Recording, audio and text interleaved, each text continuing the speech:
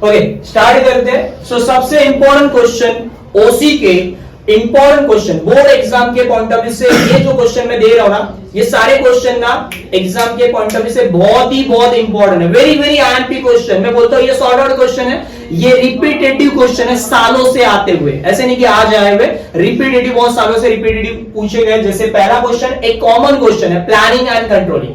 Planning क्या होता है? फर्स्ट बेसिक कंडीशन होती है, फर्स्ट प्राइमरी फंक्शन होता है, एंड कंट्रोलिंग क्या होता है? एंड फंक्शन होता है। तो ये दोनों को डिफरेंस आप बताना है। ये सेकंड चैप्टर में से पूछा हो गया है, 2-3 बार तो रिपीटेटिव आया हुआ है, तो ये क्वेश्चन आप अटेम्प्ट कर सकते हो। ये भी एक क्वेश्चन है, बट मैं सजेस्ट करूंगा कि आप कंपैरेटिव स्टडी करके रखो।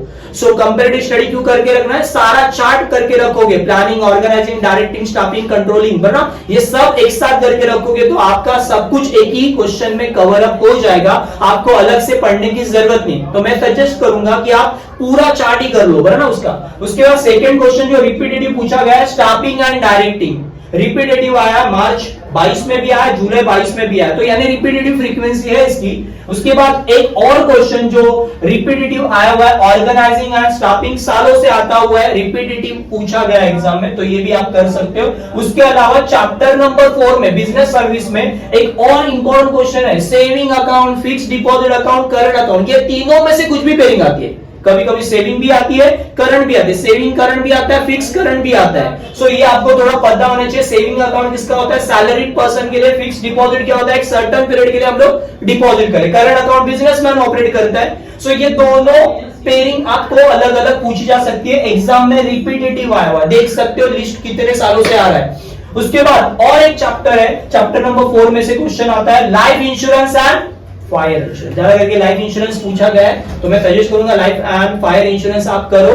लाइफ इंश्योरेंस, फायर इंश्योरेंस की पेयरिंग कर सकते हो। साथ में कंपैरेटिव मरीन का भी करके रखो बैकअप में, क्योंकि गलती से आ भी गया तो अपन रेडी रहेंगे भाई। सो मैं आपको सजेस्ट करूंगा पूरा पेयरिंग ही करके रखो, पूरी चार्ट करके रखो, वो टेबल ही करके रखना। उसके बाद और एक चार्ट कर सकते हो, रोड एंड, ये जैसे ओसी में देखोगे ना तो कंपैरेटिव स्टडी बहुत आती है, टेबल फॉर्म में बहुत सारे आते हैं, तो मैं बोलूंगा road transport, rail transport, water transport, air transport, ये भी करके रखो, पूरा टेबल ही करके रखो। तो ये भी देखना बहुत सालों से आ रहा है।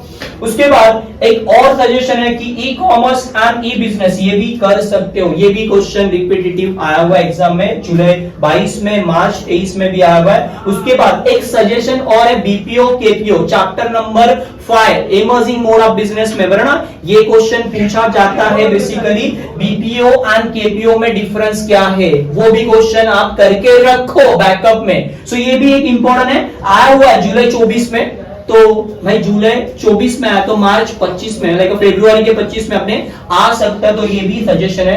एंड उसके बाद वेरी वेरी आईएमपी, मैं बोलता बहुत आईएमपी क्वेश्चन है। एक तो क्वेश्चन हर बार पूछा गया है, district commission, state commission, national commission, देख सकते हो कितना लेन देन भाई, कितने सालों से आ रहा है। तो ये पूरा टेबल ही करके रखो, पूरा टेबल चार्ट लो, मैं तो बोलूंगा बराबर पूरा टेबल ही कर लो, तो कोई दिक्कत नहीं आएगा।